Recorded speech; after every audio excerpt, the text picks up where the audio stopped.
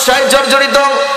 আধুনিক এই পৃথিবীতে বর্তমানে সবচেয়ে উল্লেখযোগ্য সমস্যা হলো সন্ত্রাস, তাই না? সবচেয়ে উল্লেখযোগ্য সমস্যা হলো কি? সন্ত্রাস। ততদিন পর্যন্ত এই পৃথিবীর বুকে শান্তি আসতে পারে না, সামাজিক জীবনে শান্তি আসতে পারে না, মানবতার জীবনে শান্তি আসতে পারে না, যতদিন না পর্যন্ত এই পৃথিবীর বুক থেকে সন্ত্রাস আমরা দমন না করতে পারবো। কথা বলেন, পারবো নাকি? শান্তি পাই না। আজকে মানবতার বিপর্যয়, অশান্তি বিরাজ করছে। এর মূল কারণ কি? সন্ত্রাসবাদ। এর মূল কারণ কি? এই জন্য সন্ত্রাস যদি দমন করতে চান, তাহলে সকলকে ইসলামের পক্ষে ঐক্যবদ্ধ হতে হবে। কি হতে হবে? ইসলামের পক্ষে কি হতে হবে? ঐক্যবদ্ধ হতে হবে। পারবো না ইনশাআল্লাহ? আমার ভাইরা, এখন আমাদেরকে জানতে হবে সন্ত্রাস কাকে বলা হয়। সন্ত্রাস এটা হলো বাংলা, এর আরবি হলো ফাসাদুন। এর আরবি কি? ফাসাদুন। এর আবিধানিক অর্থ হলো ত্রাস সৃষ্টি করা। কি সৃষ্টি করা? ত্রাস সৃষ্টি করা, ছিনতাই করা, ডাকাতি করা, খুন করা, রাহাজানি করা, অত্যাচার করা, অন্যায় অবিচার করার নাম কি? সন্ত্রাস। এর নাম কি? সন্ত্রাস। সন্ত্রাস গ্রামের কোনো ভালো ছেলে পেলে করে না, ছোট লোক যারা আছে তারা করে। ছোট লোক যারা আছে তারা করে। এই জন্য ভাইরা আমার, সন্ত্রাসের পারিভাষিক সংজ্ঞা হলো নানা রূপ হয়রানি, অত্যাচার, অবিচার, খুন, রাহাজানি, ছিনতাই করার মাধ্যমে সাধারণ মানুষকে জিম্মি করে রাখার নাম কি? সন্ত্রাস। কিছুদিন পূর্বের কথা জানেন, এই বাংলাদেশে যারা টুপি পরে, পাঞ্জাবি পরে ইসলামের পক্ষে কথা বলেছেন, আল্লাহর পক্ষে কথা বলেছেন, রাসূলের পক্ষে কথা বলেছেন, তাদেরকে কি বলে গালি দিত? কথা বলেন। তাদেরকে জিম্মি করে রাখা হতো আয়না ঘরের মধ্যে। এমন কোন নির্যাতন ছিল না তাদের উপর চালায় নাই, স্টিম রুলার চালাইছে তাদের উপর। যারা চালিয়েছে, যারা জিম্মি করে রেখেছিল আয়না ঘরের মধ্যে, তারা কি? কথা বলেন, কথা বলেন। সন্ত্রাস। কারণ পরিভাষায় তো এটাই বলা হলো, নানারূপ হয়রান, অত্যাচার, অনাচার, অবিচার, ছিনতাই, রাহাজানি, ডাকাতি করার মাধ্যমে সাধারণ মানুষকে জিম্মি করে রাখার নাম কি? তার নাম কি? সন্ত্রাস। কিছুদিন পূর্বে যেহেতু আমরা দেখেছি সাধারণ মানুষদেরকে একটু অন্যায় পেলেই তাদেরকে ধরে নিয়ে আয়নাঘরের মতো একটি জায়গার মধ্যে জিম্মি করে রাখতো, তাই না? সেখানে এমন কোনো নির্যাতন ছিল না, করে নাই। এর নাম কি? এই জন্য ভাইরা আমার, এই পৃথিবীর বুক থেকে সন্ত্রাস দমন করতে হলে, সন্ত্রাস মূলোৎপাটন করতে হলে ইসলামের বিকল্প নাই, কোরআনের বিকল্প নাই, কোরআনের বিধানের বিকল্প, শরিয়ার বিধানের বিকল্প নাই। ইসলাম হলো কিসের জায়গা? শান্তির জায়গা। ইসলাম কখনো সন্ত্রাসকে প্রশ্রয় দেয়? প্রশ্রয় দেয় নাকি? ইসলাম হলো শান্তির জায়গা। ইসলামে সন্ত্রাসের কোনো স্থান নাই। স্থান? ইসলাম কখনো সন্ত্রাসকে প্রশ্রয় দেয় না। এই জন্য বিশ্বনবী সাল্লাল্লাহু আলাইহি ওয়াসাল্লামের 23 বছরের নবুয়তের জিন্দেগিতে সন্ত্রাসদের বিরুদ্ধে লড়াই করেছেন। বলেন সুবহানাল্লাহ। 23 বছরের জিন্দেগিতে 27টি যুদ্ধের মধ্যে বিশ্বনবী সাল্লাল্লাহু আলাইহি ওয়াসাল্লাম সশস্ত্র জিহাদে লিপ্ত ছিলেন এবং নেতৃত্ব দিয়েছেন না? নেতৃত্ব দিয়েছেন, সশস্ত্র জিহাদেও লিপ্ত হয়েছিলেন। কাদের বিরুদ্ধে? সন্ত্রাসদের বিরুদ্ধে। কাদের বিরুদ্ধে? সুতরাং এখনো পর্যন্ত যদি এই পৃথিবীর কোন রাষ্ট্র, কোন সমাজ, কোন জগৎ যদি আল্লাহ তাআলার কালাম, রাসূল পাক সাল্লাল্লাহু আলাইহি ওয়াসাল্লামের হাদিসের বিধান যদি পরীক্ষামূলকভাবেও যদি কার্যকর করত, তাহলে ওই সমাজ, ওই রাষ্ট্রের মধ্যে সর্বপ্রকার সন্ত্রাস দমন হয়ে যেত। বলেন সুবহানাল্লাহ। সর্বপ্রকার সন্ত্রাস কি হয়ে যেত? দমন হয়ে যেত। কিন্তু ভাইরা আমার, বিশ্ব নবীকে ভালোবাসি, নবীর আদর্শকে ভালোবাসি, মুখে বলি, কিন্তু আমার ভাইরা কাজে রূপান্তরিত করতে পারি না, কাজে দেখাইতে পারি না। কাব ইবনে মালিক রাদিয়াল্লাহু তাআলা আনহু, তার নাম কি? কাব ইবনে মালিক। নাম কি? কাব ইবনে মালিক। কাব ইবনে মালিক রাদিয়াল্লাহু তাআলা আনহু বিশ্বনবী সাল্লাল্লাহু আলাইহি ওয়াসাল্লামের কাছে এসেছেন। তিনি বলেন, ইয়া রাসূলুল্লাহ, একটা কথা আপনাকে জিজ্ঞাসা করতে চাই। কানের কাছে এসে বললেন। বিশ্বনবী বলেন, আপনি কি বলতে চান বলেন। কাব ইবনে মালিক চোখের পানি ছেড়ে দিয়ে বিশ্বনবীকে বলেন, ইয়া রাসূলুল্লাহ, এমন একটি কথা বলবো যেই কথার পরিপ্রেক্ষিতে আপনাকে শর্ত দিতে হবে, আপনি মাফ করবেন কিনা। বিশ্বনবী বললেন, কাব তুমি কি বলবা বলো। কাব বলেন, ইয়া রাসূলুল্লাহ, কিছুদিন পূর্বে আপনি তাবুক যুদ্ধের মধ্যে অংশগ্রহণ করেছিলেন। আপনার আপনার সাথে 30,000 সৈন্য সাহাবী আপনার সাথে ছিল, আপনাকে সহায়তা করেছেন, কিন্তু ইয়া রাসূলুল্লাহ আমি এত বড় হতভাগা যে আপনার সাথে সেই জিহাদের মধ্যে অংশগ্রহণ করতে পারি নাই। আমার নবী মুহাম্মদ সাল্লাল্লাহু আলাইহি ওয়াসাল্লাম মাথাকে নিচু করে কিছু সময় বসে রইলেন, তার মুখের দিকে তাকাইলেন না। তখন কাব ইবনে মালিককে বললেন, কাব কেন যাও নাই তুমি বলো তো?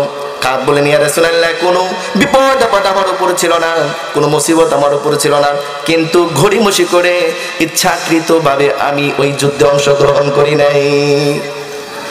বিশ্বনবী চোখের পানি ছেড়ে দিয়ে বললেন, কাব সত্য করে বলো তো তুমি একাই ছিলে নাকি অন্য কেউ আরো ছিল, তুমি বলো তো। কাব ইবনে মালিক বলেন, ইয়া রাসূলুল্লাহ আমি একা তো ছিলাম না, সেখানে হিলাল ইবনে উমাইয়া, মুররা ইবনে রাবিয়া, এই তিনজন সাহাবী আমরা তাবুক যুদ্ধের মধ্যে অংশগ্রহণ করতে পারি নাই।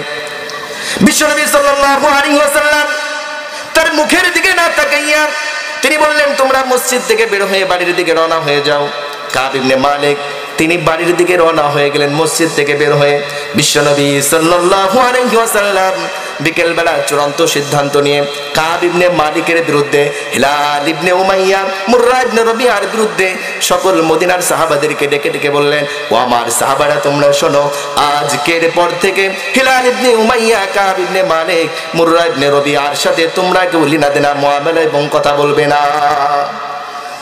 বিশ্বনবী সাল্লাল্লাহু আলাইহি ওয়াসাল্লাম এটা বলেই ক্ষান্ত হন নাই, তিনি বললেন, এই তিনজন সাহাবীকে তোমরা বয়কট করবা, সর্বপ্রকার লেনদেন থেকে তোমরা মুক্ত থাকবা, তাদের সাথে কখনো কথা বলবা না, তাদের সাথে তোমরা দেখা করবা না, তারা যদি সামনে পড়ে যায় তোমরা পিছু হেঁটে চলে যাবা।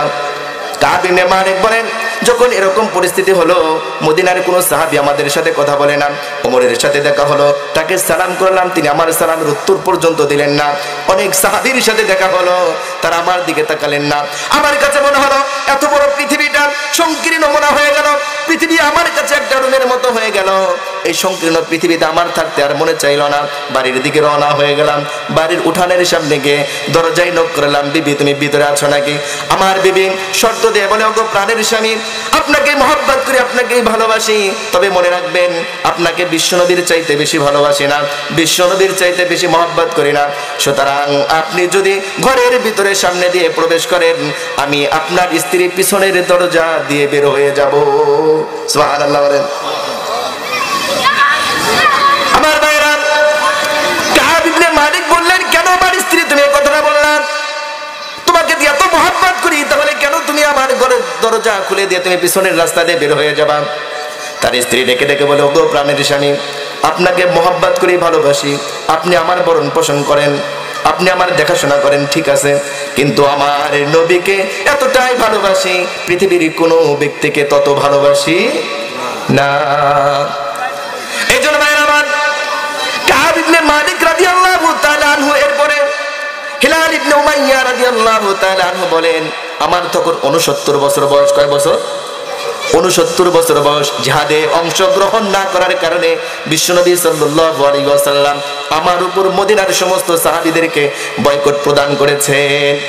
হিলাল ইবনে উমাইয়া বলেন, আমি ঘরে গিয়ে মোটা রশিটা হাতে নিয়ে মদিনার মসজিদের সামনে একটি খোঁটা ছিল, খোঁটার সাথে হাতটাকে বেঁধে বসে রইলাম আর আল্লাহর কাছে তওবা করলাম, আল্লাহ ভুল করেছি, রাসূলের সাথে যুদ্ধে অংশগ্রহণ করি নাই, ইসলাম কায়েম করার জন্য, নিজের রক্তকে জড়ানোর জন্য আমি গড়িমসি করেছি, সুতরাং আল্লাহ তুমি যদি না মাফ করো, পৃথিবীর কোনো ব্যক্তি মাফ করতে পারবে না। হিলাল ইবনে উমাইয়া বলেন, মদিনার মসজিদের সামনে যখন আমি বসে রইলাম, দুটি হাত আমার খোঁটার সাথে বাঁধা, 50 দিন চলে গেল, 69 বছর বয়স আমার। বিশ্বনবীর চাইতে আমি বড় ছিলাম, যুদ্ধের ময়দানে না যাওয়ার কারণে এত বড় অপরাধ করেছি, বিশ্বনবী পর্যন্ত আমাকে ক্ষমা করেন নাই। কাদের বিরুদ্ধে জিহাদ করেছেন? কাদের বিরুদ্ধে জিহাদ করেছেন? কথা বলেন, কাদের বিরুদ্ধে? আমার ভাইরা, বিশ্বনবী সাল্লাল্লাহু আলাইহি ওয়াসাল্লাম তাকে তখনও পর্যন্ত মাফ করেন নাই। কে এসেছেন? বলে দেন, বলে দেন। সম্মানিত মুসলিম কিরাম, আজকে আমাদের প্রধান অতিথি জনাব আলহাজ তমিজউদ্দিন সাহেব এই মুহূর্তে আমাদের এলাকার মধ্যে প্রবেশ করেছেন। এই জন্য আমরা এখনো পর্যন্ত যারা এদিক সেদিক ঘোরাফেরা করছি, অতি দ্রুত মাহফিলের প্যান্ডেলে এসে উপস্থিত হই। আর কি করবো জোড়া দরকার আছে। আমার ভাইরা, হিলাল ইবনে উমাইয়া রাদিয়াল্লাহু তাআলা আনহু বলেন 50 দিন যখন পার হয়ে গেল তখনও পর্যন্ত আল্লাহর রাসূল আমাকে ক্ষমা করেন নাই। তখন আমি আল্লাহর কাছে এমন ভাবে তওবা করলাম, আল্লাহ রাব্বুল আলামিন বিশ্ব নবী সাল্লাল্লাহু আলাইহি ওয়াসাল্লামের কাছে ওহী নাজিল করলেন, ওয়ালা সালাতাতিল্লাযীনা খুল্লিফু। বিশ্ব নবী সাল্লাল্লাহু আলাইহি ওয়াসাল্লামকে আল্লাহ রাব্বুল আলামিন ওহীর মাধ্যমে জানিয়ে দিলেন 3 জন ব্যক্তিকে আল্লাহ ক্ষমা করে দিয়েছেন। বলেন সুবহানাল্লাহ। আমার বলার উদ্দেশ্য ছিল ভাইরা আমার, জিহাদের ময়দানে 69 বছর বয়সী সাহাবী না যাওয়ার কারণে বিশ্বনবী সাল্লাল্লাহু আলাইহি ওয়াসাল্লাম ক্রোধান্বিত হয়েছিলেন, রাগ করেছিলেন, তাকে ক্ষমা করেন নাই।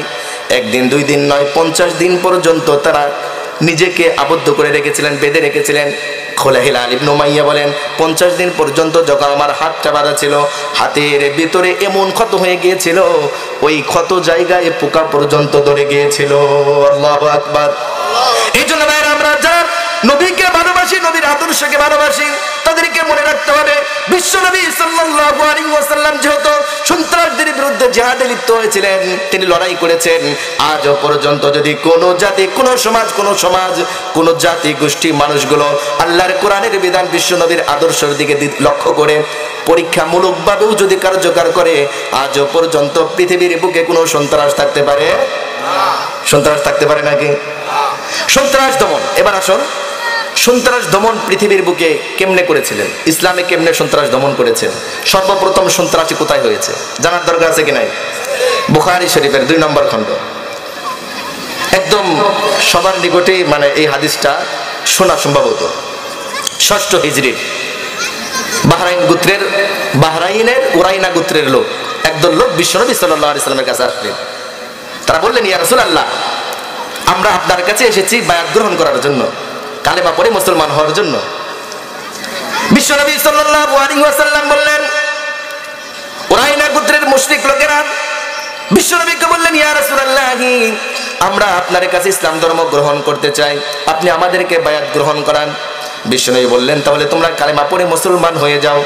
বিশ্বনবীর হাতে তারা কালেমা পড়ে মুসলমান হয়ে গেলেন। সুবহানাল্লাহ।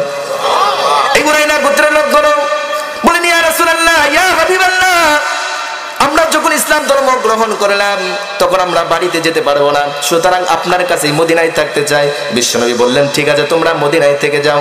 আমার ভাইরা, উরাইনা গোত্রের লোক কিছুদিন মদিনায় থাকার পর তারা বিশ্বনবীকে বললেন, ইয়া রাসূলুল্লাহ, আমাদের পেটের পীড়ায় আক্রান্ত হয়েছে, সুতরাং মদিনার আবহাওয়া আমাদের অনুকূলীয় নয়।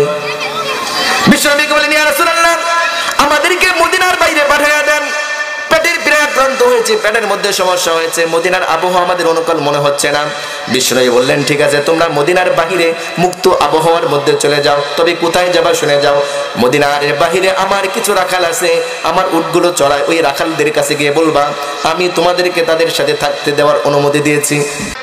মদিনার বাহিরে আমার কিছু রাখাল আছে, ওই রাখালগুলো আমার উট চড়ায়, ওই রাখালদের সাথে তোমরা থাকবা, উট চড়াবা, উটের দুধ পান করবা, আর সাথে তোমাদের চিকিৎসার জন্য উটের পিশাব পান করবা। কিসের পিশাব? উটের পিশাব পান করতে বলছেন। কিসের জন্য? চিকিৎসার জন্য। এখানে ফতোয়া হলো চিকিৎসার ক্ষেত্রে ওই উটের পেশাব, গরুর পেশাব খাওয়া জায়েজ, এটা চিকিৎসার জন্য। কিন্তু ওই হাদিসটা শুধু তার জন্যই প্রযোজ্য ছিল, অন্য কারোর জন্য না। এবার ভাইরা আমার, ওই উরাইনা গোত্রের লোকগুলো বিশ্বনবীর কথা মতো তারা মদিনার বাহিরে চলে গেলেন, বিশ্বনবীর রাখালদের সাথে থাকলেন, রাখাল সেজে তারা উট চড়ালেন, উট চড়িয়ে উটের দুধ পান করলেন, উটের পিশাব পান করলেন। পান করার পর আল্লাহ রাব্বুল আলামিন তাদেরকে সুস্থতা দান করলেন। এবার ভাইরা আমার, মুনাফিকের দলেরা মুশরিক হয়ে মুসলমান যখন ইসলাম ধর্ম গ্রহণ করলো, ইসলাম ধর্ম গ্রহণ করার পর যখন রাখালদের সাথে থাকলো, উটের দুধ পেশাব খেয়ে যখন সুস্থ হয়ে গেল, তারা কিছুদিন পর মুরতাদ হয়ে গেল। বলেন নাউজুবিল্লাহ। মুরতাদ হয়ে গেল, ইসলাম ধর্ম বাদ দিয়ে দিল, আবার মুশরিক হয়ে গেল। আমার ভাইরা, তারা মুরতাদ হয়ে ক্ষান্ত হয় নাই, বিশ্বনবীর ওই রাখালদেরকে হত্যা করেন। বিশ্বনবীর উটগুলো নিয়ে আবার তারা বাহরাইন অভিমুখে রওনা হয়ে গেলেন।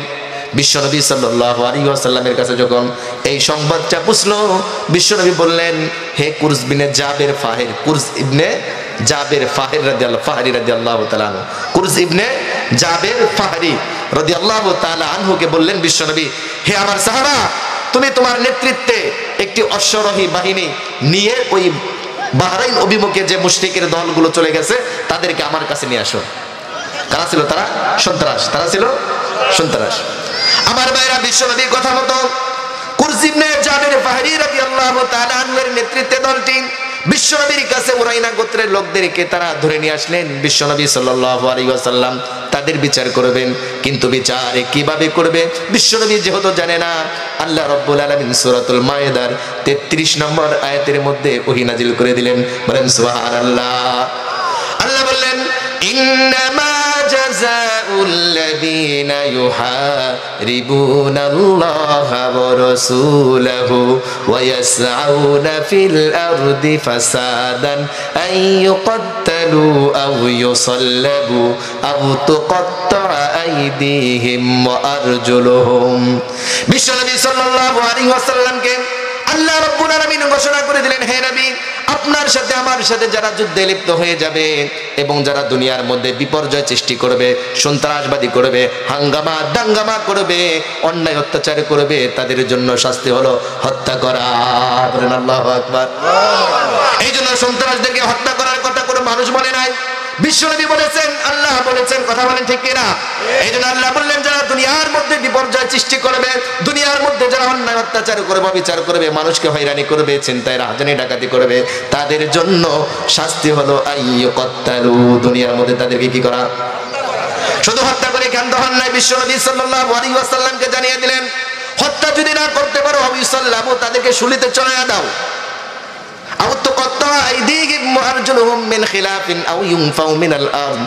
তোমরা শুলিতে চড়াইতে পারতেছো না, সুতরাং তোমরা তাদের হাত পা কেটে তাদেরকে নিহত করে দাও। কিভাবে হাত পা কাটবে আল্লাহ এটাও বলে দিলেন, বাম হাত ডান পা, ডান পা বাম হাত, মানে বিপরীত দিক থেকে তাদেরকে কি করতে বলছেন? হত্যা করতে বলছেন। এরপর আল্লাহ বলছেন, যদি হত্যা করতে না পারো তাহলে কি করবে? আও ইউকাত্তালু আও ইউসাল্লাবু আও তুকাত্তা'a আইদিহিম ওয়া আরজুলুহুম মিন খিলাফিন আও ইউনফাউ মিনাল আরদি। ওই সন্ত্রাসদেরকে যদি হত্যা করতে না পারো, তাদেরকে যদি কি না করতে পারো, শুলে চড়াইতে না পারো, হাত পা বিপরীত দিক দিয়ে যদি কাটতে না পারো, তাদেরকে এই জমিন থেকে বহিষ্কার করে দিবা। মানে দেশ থেকে কি করে দিবে? বহিষ্কার করে দিবে।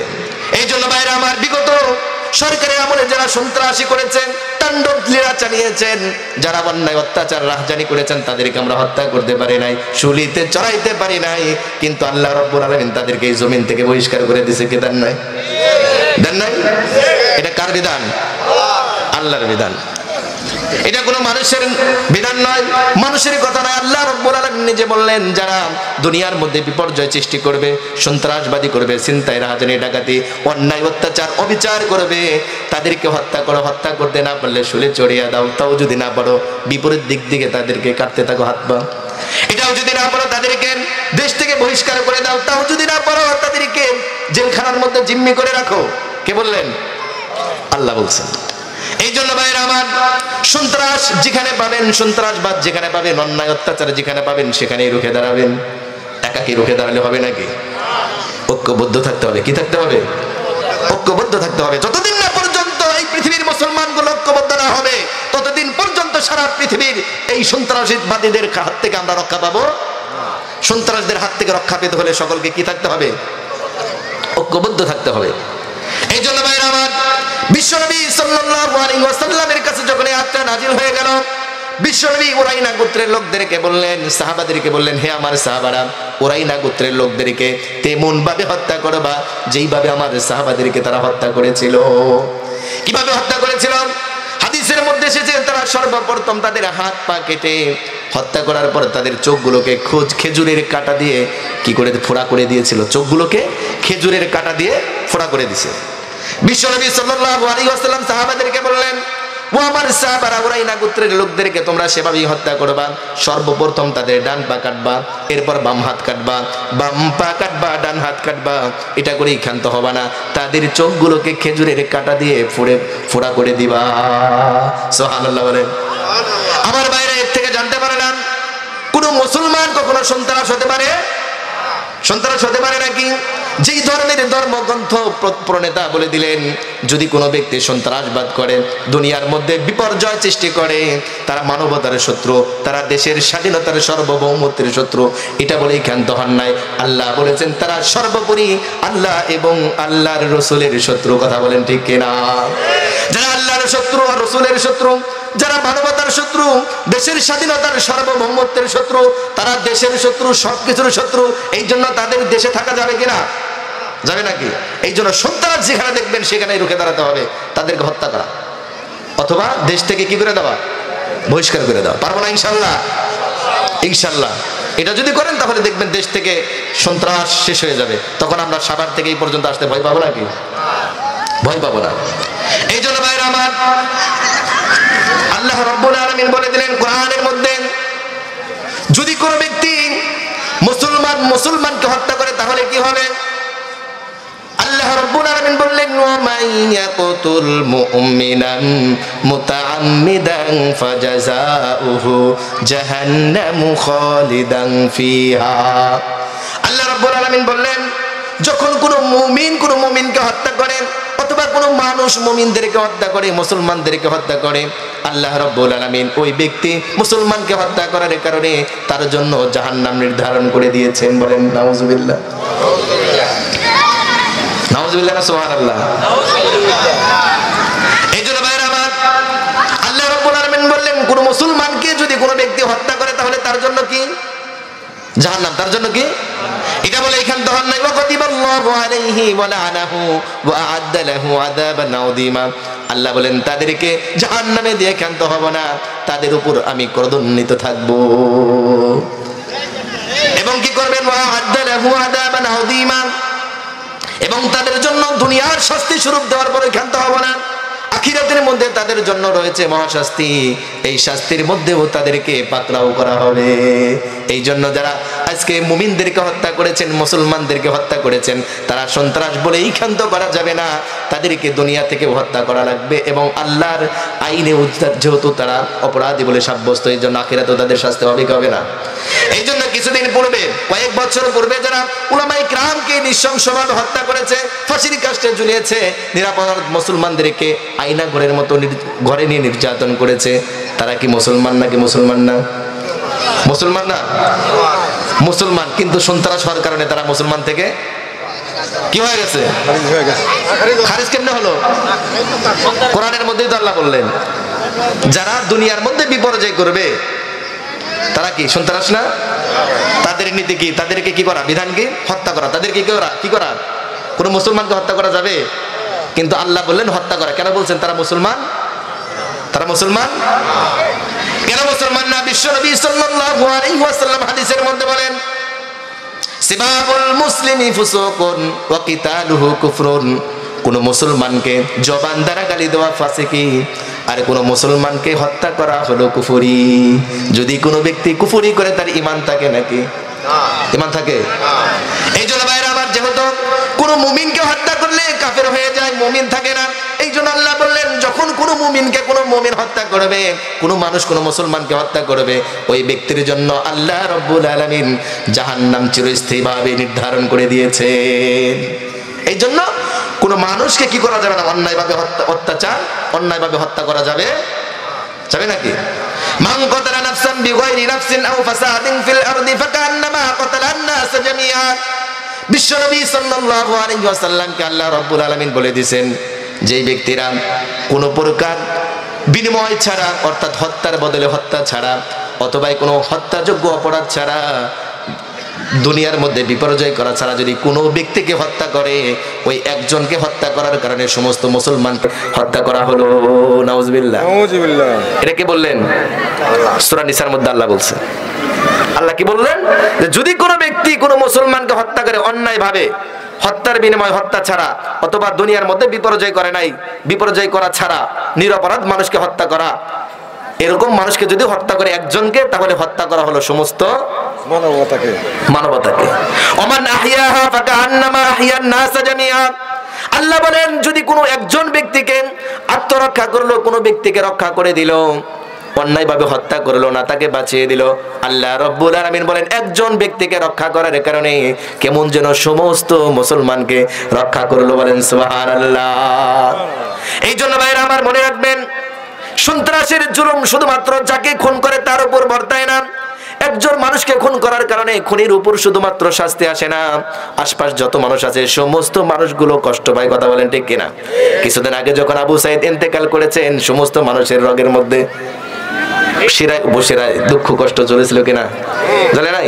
আবু সাইদকে মারার পরেই তো এই দেশে আবার হয়ে গেল, যুদ্ধে রূপান্তরিত হয়ে গেল, তাই না? এই জন্য একজন মানুষকে যদি অন্যায়ভাবে অত্যাচার করে হত্যা করা হয়, ওই একজন মানুষকে হত্যা করার কারণে একজন মানুষই শুধুমাত্র কষ্ট পায় না, তার একজনের কষ্ট পাওয়ার কারণে সমস্ত মুসলমানরা কি পায়? কষ্ট পায়। এটা কার কথা? আল্লাহ বললো না, যদি অন্যায়ভাবে কোনো ব্যক্তিকে হত্যা করা হয়, হত্যার যোগ্য অপরাধ ছাড়া একজন ব্যক্তিকে হত্যা করার কারণে সমস্ত মুসলমানকে হত্যা করা হলো। আর যদি কোনো ব্যক্তিকে রক্ষা করে দেওয়া হয়, হত্যা করা না হয়, একজন ব্যক্তিকে রক্ষা করে দেওয়ার কারণে সমস্ত মুসলমানদেরকে কি করা হলো? রক্ষা করা হলো। এই জন্য ভাইরা আমার, খুনি যে খুন করলো, ওই খুনের দায়ে খুনি একা কষ্ট পায় না, সমস্ত মুসলমানগুলো কি পায়? কষ্ট পায়। এই জন্য ভাইরা আমার, হযরত আদম আলাইহিস সালাম যখন পৃথিবীর বুকে ভূমিষ্ঠ হয়েছিলেন, আল্লাহ রাব্বুল আলামিন এই দুনিয়ার মধ্যে শস্য শ্যামলা সবুজ সফল যেই মাটিগুলো আছে উর্বর ভূমি করে দিয়েছিলেন। যেই জায়গা যেই জিনিসটা রোপণ করত, সেই জিনিসটা সুন্দরভাবে হয়ে উঠত। ফল গাছে ফল লাগালেন, ফল গাছ লাগাইলে ফল ধরে যেত, অটোমেটিক ফল ধরে যেত। কাঁচা ফল আদমের সন্তানগুলো যখন ধরতো, পরিপক্ক হয়ে যেত। কি উর্বর জমি ছিল সে সময়। আদম আলাইহিস সালাম বলেন, আমার সন্তানগুলো যখন ফলগুলো ধরতো, ধরার সঙ্গে সঙ্গে পরিপক্ক হয়ে যেত, আমার সন্তানগুলো খাইতো, আমরা খাইতাম। কিন্তু আল্লাহ রাব্বুল আলামিন কিছুদিন পর এমন একটা পরীক্ষার মধ্যে ফেললেন, আমার ছেলে কাবিল হাবিলকে হত্যা করলো। কাবিল হাবিলকে কি করছেন? হত্যা করছেন। আমার ভাইরা, যখন কাবিল হাবিলকে হত্যা করলো, সন্ত্রাস যখন সেখান থেকে শুরু হয়ে গেল, আল্লাহ রাব্বুল আলামিনের যে বরকত আর নিয়ামত ছিল, এগুলো শেষ হয়ে গেল। হাদিসের মধ্যে আছে, যখন আদম আলাইহিস সালাম দুনিয়ার বুকে আসলেন, তখন সমুদ্রের পানিগুলো মিষ্টি ছিল। কি ছিল? সমুদ্রের পানি মিষ্টি ছিল। জমি এত উর্বর ক্ষমতা ছিল, জমিনে কোনো গাছ রোপণ করলেও গাছগুলো বড় হয়ে যাইত, কোনো ফল গাছ লাগাইলে ফল গাছগুলো দ্রুত বড় হয়ে উঠতো। কিন্তু যখন কাবিল হাবিলকে হত্যা করলো, একজন মানুষকে হত্যা করার কারণে, নিরপরাধ মানুষকে হত্যা করার কারণে আল্লাহর পক্ষ থেকে আমাদের উপর গজব নাজিল হলো, সেটা হলো বরকত নষ্ট হয়ে গেল। হাদিসের মধ্যে আসছেন, যখন কাবিল হাবিলকে হত্যা করলো, হত্যা করার পর আল্লাহ রাব্বুল আলামিন তার বরকতগুলোকে উঠে নিলেন। সাগরের পানি, সমুদ্রের পানিগুলো মিষ্টি না হয়ে তিতা হয়ে গেল। এখন কি লবণাক্ত না? সমুদ্রের পানি কি মিষ্টি না লবণাক্ত? লবণাক্ত। এটা কোথা থেকে আসলো? যখন কাবিল হাবিলকে হত্যা করলো। তার মানে হলো, এখান দ্বারা এটাই বোঝালো যে একজন ব্যক্তিকে হত্যা করার কারণে সমগ্র মুসলমানদের উপর, সমগ্র মানুষের উপর আল্লাহ কি দিয়েছেন? গজব দেন নাই, অভিশাপ দিল না, এটা লাহানাত। আল্লাহর পক্ষ থেকে একটা কি লাহানাত। আল্লাহ বরকত উঠিয়ে নিলেন কয়জনের কারণে? একজনের কারণে। সুতরাং একজন মানুষকে হত্যা করলে, আল্লাহ বলেন একজন মানুষকে নিরপরাধভাবে হত্যা করলে দুনিয়ার মধ্যে বিপর্যয় করা ব্যতীত এবং হত্যার বিনিময়ে হত্যা ব্যতীত যদি কোনো ব্যক্তিকে হত্যা করে অন্যায়ভাবে, একজন ব্যক্তিকে হত্যা করার কারণে সমস্ত মুসলমানদেরকে কি করা হলো? হত্যা করা। আর একজন ব্যক্তিকে যদি রক্ষা করে দেওয়া হয়, একজন ব্যক্তি রক্ষা করার কারণে সমস্ত মুসলমানদেরকে কি করে দেওয়া হলো? রক্ষা করে দেওয়া হলো। এই জন্য ভাইরা আমার, মনে রাখতে হবে, কুরআন এবং হাদিসের বিধান যারা যেহেতু জানতে পারলাম, সন্ত্রাস এবং দুনিয়ার মধ্যে যারা বিপর্যয় করবে, ওরা মানবতার শত্রু। শুধু এটা বলেই ক্ষান্ত করা যাবে না, ওটা আল্লাহ এবং আল্লাহর রাসূলের শত্রু। কথা বলেন ঠিক কিনা? এই জন্য পৃথিবীর বুকে যেইখানে যেই সমাজের মধ্যে অন্যায়, অত্যাচার, অবিচার করবে, চিন্তায় রাজধানী ডাকাতি করবে, তাদেরকে দুনিয়ার বুক থেকে চিরতরে নিস্তব্ধ করে দেওয়া হবে। কথা বলেন ঠিক কিনা? এটা করতে রাজি আছেন ইনশাআল্লাহ? তাহলে এটা করতে হলে আমাদেরকে কি থাকতে হবে? ঐক্যবদ্ধ থাকতে হবে। কি থাকতে হবে? ওয়াতাসিমু বিহাবলিল্লাহি জামিআন ওয়া লা তাফাররাকু। ঐক্যবদ্ধভাবে আল্লাহর রশিকে কি করতে হবে? ধরে রাখতে হবে। ওয়া লা তাফাররাকু, কি হওয়া যাবে না? পৃথক হওয়া যাবে না। যদি পারেন তাহলে কি হবে? সন্ত্রাস দমন করা সম্ভব। এই জন্য ভাইরা আমার, আজকের আলোচনা থেকে এটাই বুঝতে পারলাম, যদি এই পৃথিবীর বুক থেকে সন্ত্রাস দমন করতে হয়, সন্ত্রাসের মূলোৎপাটন করতে হয়, তাহলে মনে রাখতে হবে এই পৃথিবীতে, এই বাংলাদেশে ইসলামী রাষ্ট্র কায়েম করতে হবে কিনা? ইসলামী রাষ্ট্রে কায়েম করা লাগবে কিনা? এই ইসলামী রাষ্ট্র কায়েম করার জন্য আপনাকে অবশ্যই ইসলাম পন্থী হতে হবে। কথা বলেন, কি হতে হবে? ইসলাম পন্থী। আপনি মুখে বললেন আমি ইসলামকে ভোট দেব, কিন্তু ভোটের সময় দেখা গেল আপনি ইসলামকে ভোট দিলেন না, ইসলামের পক্ষে যারা দাঁড়ালো তাদেরকে ভোট দিলেন না। এটা কি মুনাফিকি না?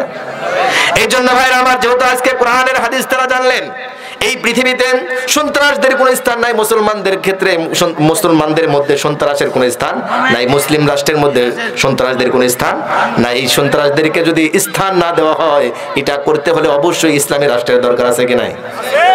ইসলামী রাষ্ট্র কায়েম করতে হলে আমাদের সকলকে ঐক্যবদ্ধ থাকতে হবে, ইসলামের পক্ষে থাকতে হবে। ইসলামের পক্ষে যেই আসুক না কেন তাকে আমরা কি দেব? দেব না ইনশাআল্লাহ? দেব কি দেব না? দেব ইনশাআল্লাহ। এই জন্য ভাইরা আমার মনে রাখতে হবে, ইসলামের শুরু থেকে আজ পর্যন্ত জিহাদ ছাড়া, জিহাদ ফি সাবিলিল্লাহ ছাড়া ইসলাম কায়েম হয় নাই, দিন কায়েম হয় নাই। এই জন্য ভাইরা আমার, বিশ্বনবী সাল্লাল্লাহু আলাইহি ওয়াসাল্লাম সহ এই পৃথিবীতে যত পয়গম্বর এসেছে, প্রত্যেকটি পয়গম্বর আল্লাহর দিন কায়েমের জন্য জিহাদ করেছেন। কথা বলেন ঠিক কিনা? হযরত ইব্রাহিম নমরুদের বিপক্ষে যুদ্ধ করেছেন, জিহাদ করেছেন। জিহাদ করে ইব্রাহিম আলাইহিস সালাতু ওয়াস সালাম নিজেকে নবী বলে দাবি করেছিলেন।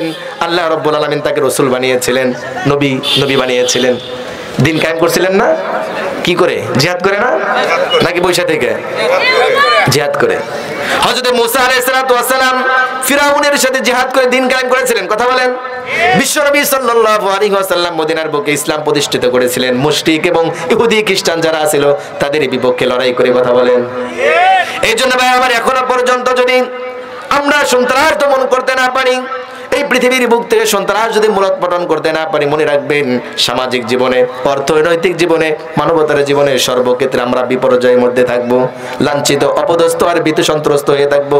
কখনো মানুষের সামনে রুখে দাঁড়াবার মতো শক্তি আমাদের থাকবে না। এই জন্য আমাদেরকে সর্বোচ্চ পর্যায়ের চেষ্টা করতে হবে ইসলাম পন্থী সেজে এবং ইসলাম পন্থী হয়ে ইসলামের পক্ষে আমাদেরকে কি দেওয়া? সাক্ষ্য দেওয়া। ভোট মানে কি? ভোট মানে সাক্ষ্য দেব না ইনশাআল্লাহ? এই জন্য ভাইরা আমার মনে রাখতে হবে, ইসলাম ছাড়া, মুসলমান হওয়া ছাড়া কবরে যাওয়া যাবে কি? যাবে না। এই জন্যই তো বলছেন আল কাইয়িসু মান কানা নাফসাহু ওয়া আমিলা। বিশ্বনবী সাল্লাল্লাহু আলাইহি সাল্লাম বললেন, চালাক হলো ওই ব্যক্তি যেই ব্যক্তি তার নিজেকে আত্মশুদ্ধি করলো, নিজেকে পরিশুদ্ধ করলো, অতঃপর মৃত্যুর পরের জিন্দেগির জন্য নিজের পাথেও দুনিয়া থেকে নিয়ে গেল। ওই ব্যক্তি হলো কি? চালাক। ওই ব্যক্তি চালাক। আর যেই ব্যক্তি দুনিয়ার বুকে ধন সম্পদ আর সম্পত্তি করলো, বাড়ি গাড়ি করলো, কিন্তু মরার পর যে পাথেও নেওয়া লাগবে সেটা নিতে পারলো না, ওই ব্যক্তি দুনিয়ার বুকে চালাক মনে করলেও আখিরাতে তার চেয়ে বোকা পৃথিবীর বুকে আর কেউ হতে পারে? কেন হতে পারে না? তাফসীরের কিতাবের মধ্যে এসেছেন, তারা বলেন কুনতা জাহিলান কুনতা মিসকিনান কুনতা সগীরান।